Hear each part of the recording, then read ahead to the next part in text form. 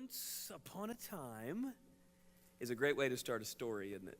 In fact, I would guess that some of you, when I say that, get kind of excited thinking maybe we're going to hear a story. And in fact, we are going to hear a story today. And for the coming weeks, 5 weeks, we're going to do a series called Once Upon a Time. Now, here's what it's based on.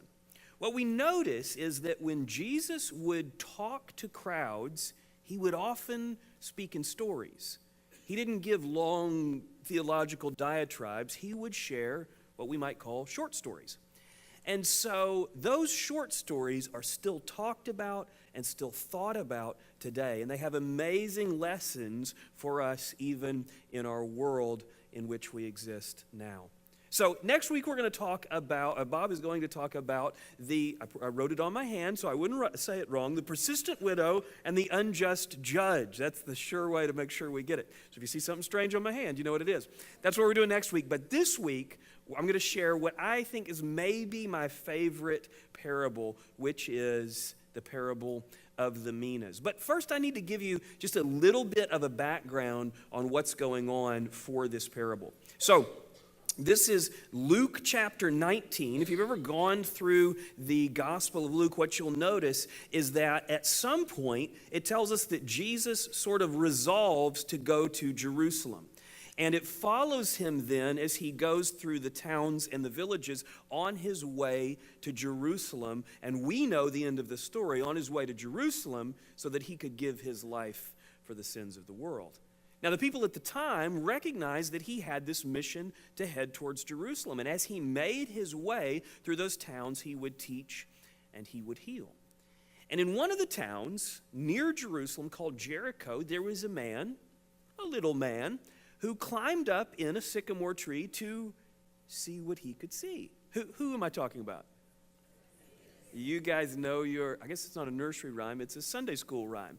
And so Jesus meets Zacchaeus, and they sort of build a friendship. Jesus goes to his house, and Jesus says at the end of their interaction, Jesus says, today, this household has found salvation. So we know then that the story that follows is told to believers. That matters to us because many of us are believers. So we know that Jesus was sharing the story that we're about to discover with people who were like us, trying to figure out how to live well, and how to live out their discipleship. So here's what it starts with. It tells us, guys, if you don't mind, if you could kill the background there, thank you.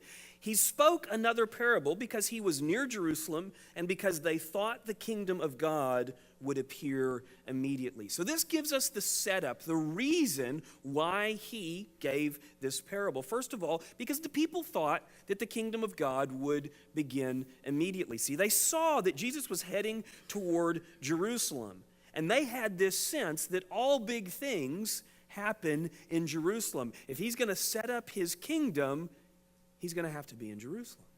The other reason why they might have thought that it was about time for the kingdom to begin is because Daniel, the prophet, had prophesied that the Messiah would come.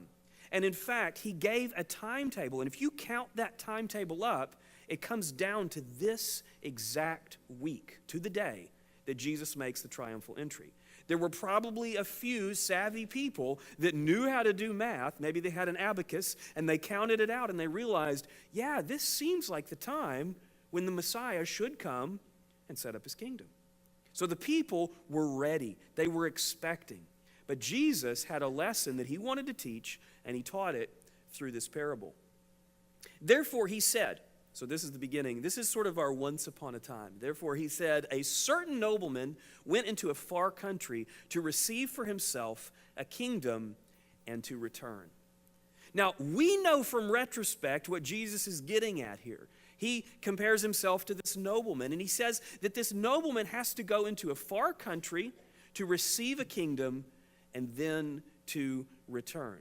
Now, for the people that he was speaking to, they had some sort of historical reference for this. In fact, Herod the Great and Herod Archelaus both had gone to Rome and had to receive the right to rule over the nation of Israel, and specifically Judea. They would go and they would appear before the emperor, and the emperor would do some fancy thing with probably a golden stick or something, I don't know what it was, and he gave the Herods the right to rule. So they had a sense of this, that this was something that happened in history. So Jesus takes what they know and he redirects it for how the kingdom is going to be set up. And here's what he's teaching them, that the kingdom, although the plan is in play, there's going to be a timetable. There's going to be a gap between now, the things that are about to happen, Jesus going into Jerusalem, and when the kingdom will fully arrive.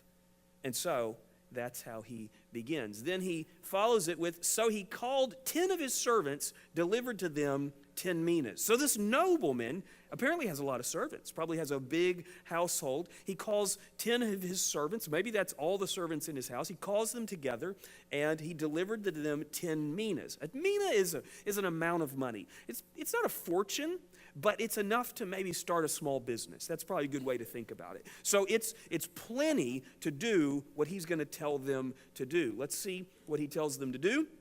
And he said to them, do business till I come.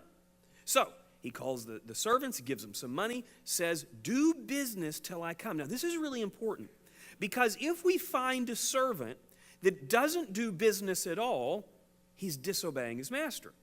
If we find a servant who does a little bit of business but doesn't do business till he comes, then that servant is also disobeying his master. So his master gives very clear instructions, but lots of freedom. And that's really cool to me, because I think about what that might mean and in the way that Jesus is giving us instructions on how to live. He gives us instructions, but he gives us lots of freedom to be creative in how we do business for the coming kingdom. It's a really cool idea. But his citizens hated him. Different group than the servants. But his citizens hated him and sent a delegation after him saying, we will not have this man to reign over us. Now this seems like, why is he sharing this part? Well, I think there's two reasons. First of all, this actually happened in history. So when Herod Archelaus went to Rome, like I was telling you, a delegation of 50 Jewish men followed him and went to Caesar and said, we do not want Herod as our king. He is cruel and he's difficult to deal with. And so the people had this sense that this type of thing would happen in history. And so Jesus is using that historical idea to identify another group. And what does he call them? He calls them citizens here. Later in the story, he'll call them his enemies. So we have three different characters in this story. And I think it's really important that we see the characters. So the nobleman represents Jesus, no question about it. The 10 servants represent all believers. So if you have believed in Jesus for everlasting life, he's talking about you in this story. I mean, that's pretty cool. And then enemies, unbelievers. The delegation, those who say we will not have this man to rule over us, those are his enemies and represents unbelievers. And so it was that when he returned, having received the kingdom, I want to put a pause there because it's easy to feel like he's taken his sweet time. I mean, it's been over 1,900 years. I mean, he left and he said, I'll come back and set up my kingdom, and it'd be easy to feel impatient. But I think he's reminding us here that it will happen.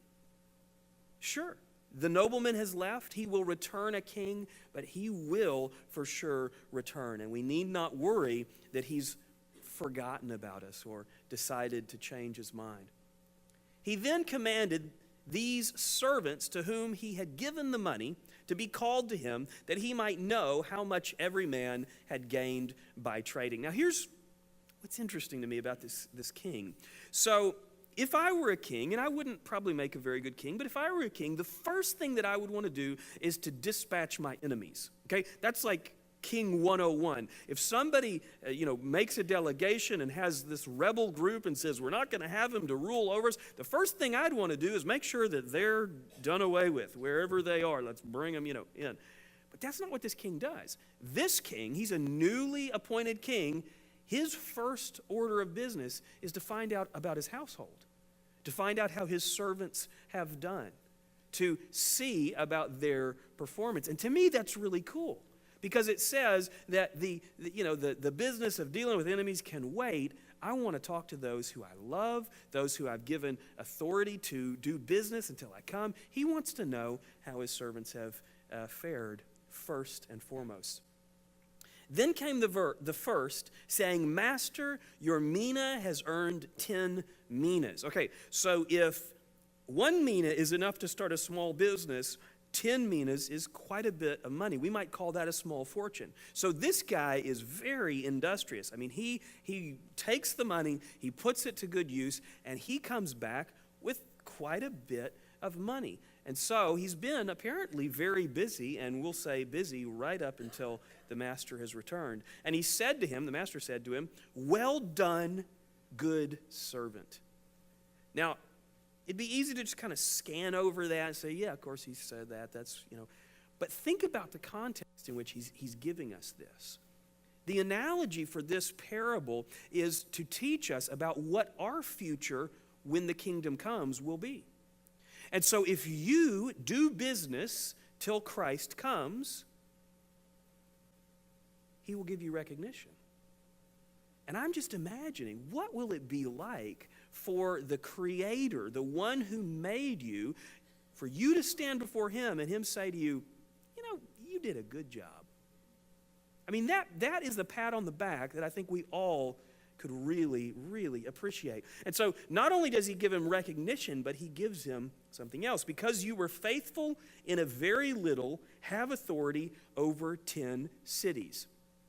So he gives him basically a county to rule, which means more resources, more opportunities to prove himself more faithful, and to continue to be very valuable to the king. So not only does he give him recognition, but he gives him this amazing opportunity. And so that is what happens with the first and what we'll call good servant, what Jesus calls a good servant. And the second, this is the second servant, the second came saying, Master, your mina has earned 5 minas.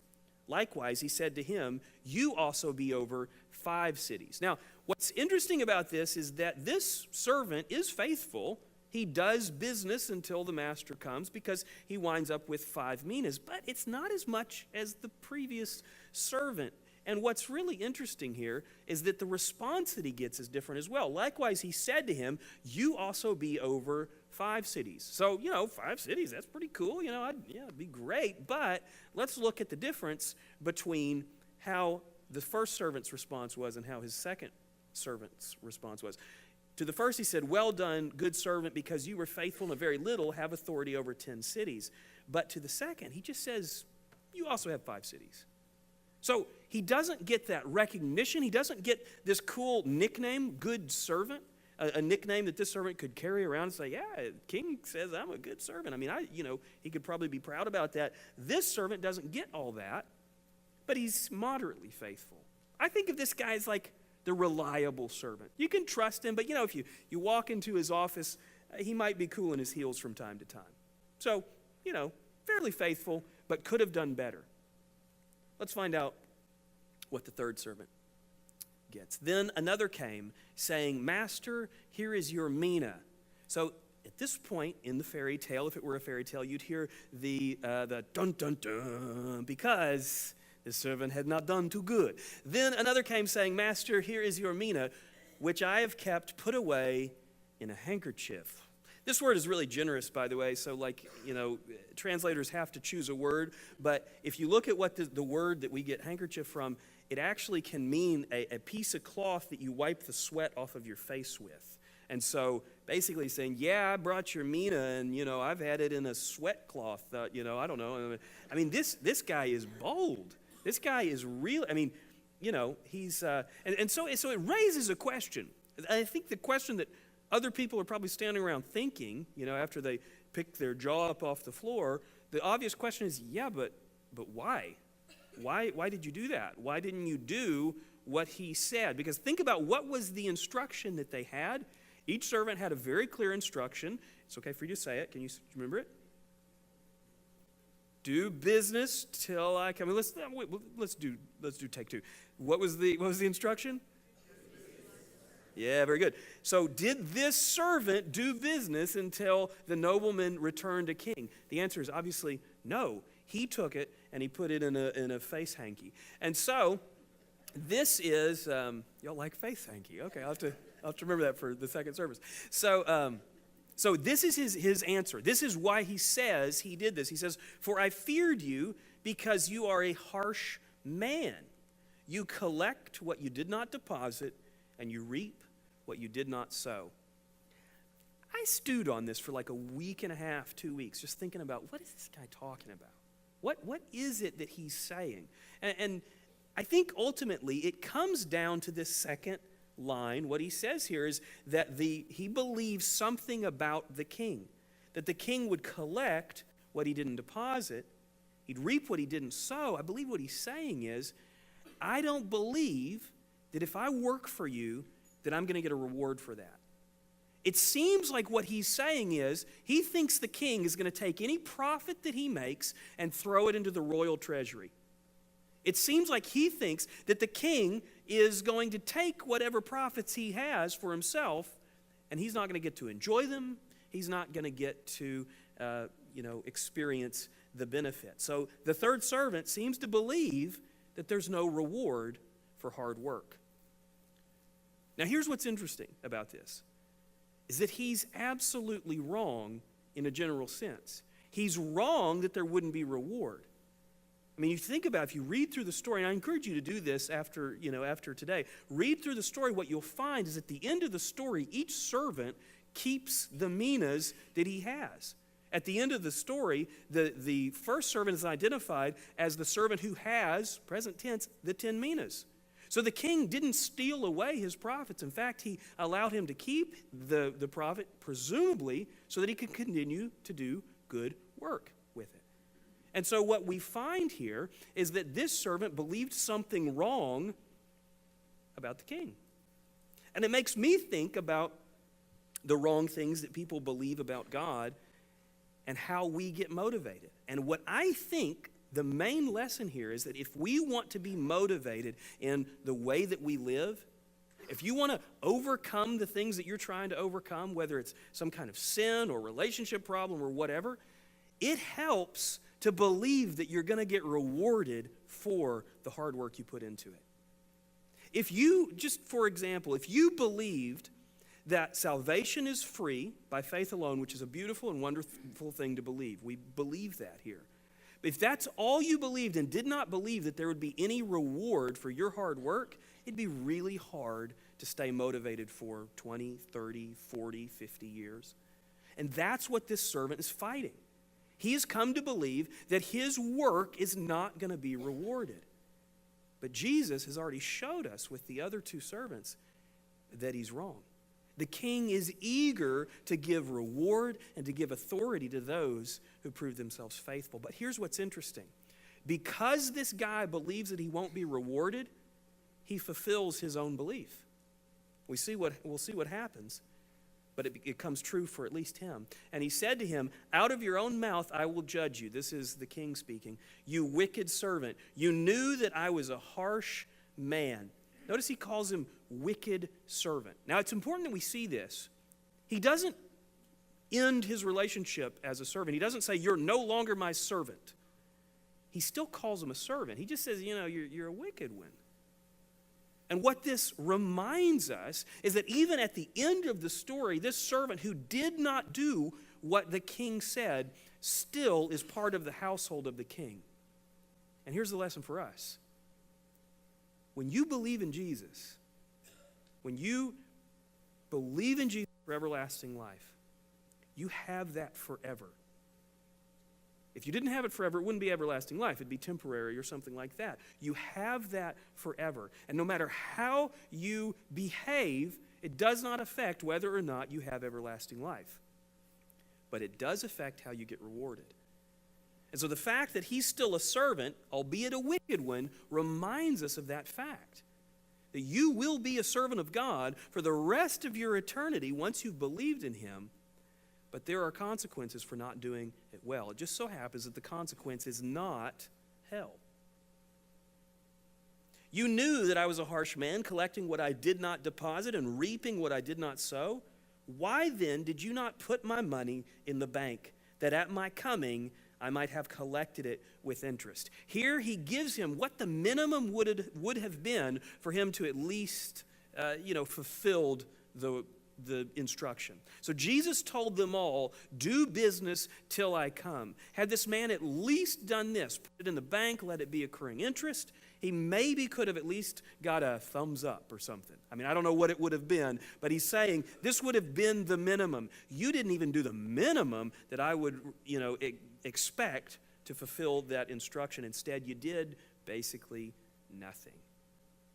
Now, here's the other thing that it reminds us is there are believers who have accepted that free gift by faith in Christ, but then do nothing. I don't know how else you could read this parable. I mean, there are people out there that say, no, if you're a true Christian, you will have good works. But it seems like Jesus is just saying there's some who will accept that free gift by faith, and they'll do zero. But I don't think, I'm looking at you guys, and I don't think that's us. I certainly hope not. I think that this is a room full of people that want to be a 10 mina servant. Let's see what happens after this. And he said to those who stood by, take the mina from him and give it to him who has 10 minas. Just a side note, some people have asked, will our meeting with Jesus when he assesses our life, will it be private or public? All this is happening publicly because there's people standing by. Whether that matters to you or not, it probably won't, because what you'll care about is what Jesus thinks about you when you stand there. But this event, at least, is happening publicly, which is really interesting to me. Take the mina from him and give it to him who has 10 minas. Now, when he says this, people are kind of like, a little bit confused, but they said to him, Master, he has 10 minas. So apparently the other servants who have already gone through their assessment are standing there, and you'll notice that the other servant is identified as the one with 10 minas. So he still has the access to that profit, to that money, presumably because he's been given this authority over 10 cities, and so he's going to need maybe a budget or something to work. So the expectation is that money stays with each of the servants who've earned it, but this one who's done nothing, it's taken away. And he explains it this way. He says, for I say to you that to everyone who has will be given, and from him who does not have, even what he has will be taken from him. Now, it seems that he's focusing on the next life. When the kingdom comes, this is going to be the truth that it begins with, is that those who have been unfaithful, they're going to lose something when they go into the kingdom of heaven. Now, this is a bizarre and strange idea for many people who have been taught that heaven is all on an equivalent system, that everybody has the same experience in heaven. What Jesus is teaching, and he does in many places, what Jesus is teaching is our experience in heaven has something to do with our faithfulness on earth. And so the question arises, what does the mina represent? And I'm going to tell you that I think the easiest way to understand it is the mina is the opportunity to serve the king. And so what's taken away from this servant when the mina is ripped from his hands, his opportunity to serve the king more is pulled away from him. And what's interesting, the one who is faithful gets even more opportunity to serve the king in his coming kingdom. And then it ends with this. But bring those enemies of mine who did not want me to reign over them and slay them before me. Now, this is a dark note to end on, but it's valuable for us when we try to understand this parable. Because if this group was not in here, it would be easy to look at this parable and say, oh, the third servant must not have been saved. Maybe he was never saved or something like that. But when we see this, we realize, no, this is the group that represents the unbelievers. As we said before, the third servant is still a servant at the end of the story. This is the group that represents unbelievers. And so these unbelievers are brought in, and it's apparently done in front of everybody. They are slain. And this is how kings of this time worked. This wouldn't be acceptable today, but this was how a king operated in that time. And so this happening is a representation that the third servant is saved. Because what is this group saved? They're not saved from death, but the third servant is saved from death. And therefore, the third servant represents somebody who's saved. And here's why that matters to us. Although I'm going to guess that most of us here are working on our discipleship, we're working on trying to follow Christ closer, it's easy to get concerned about, when you have a failure. It's easy to get concerned maybe when a family member strays from the truth for a time. But this is a reminder that there is an absolute promise from Jesus that no matter how your obedience works, that your salvation is set. But it's also this amazing opportunity that if you live your life in a certain way, and if I live my life in a certain way, following Christ and being obedient as we can, there is a great reward, both recognition in the kingdom and also authority that he gives to those who have been faithful. So, here's the sum up. The good servant represented someone who was saved and greatly rewarded because he was faithful. I'm calling him the average servant because the king doesn't give him a name, but I think that's a pretty good name. So the average servant is a person who is saved and rewarded. It's not rewarded as much as the first person, but he's rewarded. The wicked servant is someone who is saved only, and the enemies of the king are those who are not saved. So this is the thing that I want us to leave with. This is what Jesus told his servants. This is what the nobleman told the servants in the story, and I believe this is what Jesus is telling us. He's telling us that there's going to be a gap of time before the kingdom comes. There's going to be a gap of time before heaven comes to earth. And in that gap, this is your instruction. Do business until I come. You don't want to be caught doing things that you shouldn't be doing when he returns. You want to be found faithful. That's what some of the servants did, but not all of them. It's a possibility that we could fail, but I think the beautiful opportunity is the possibility that we will have great success.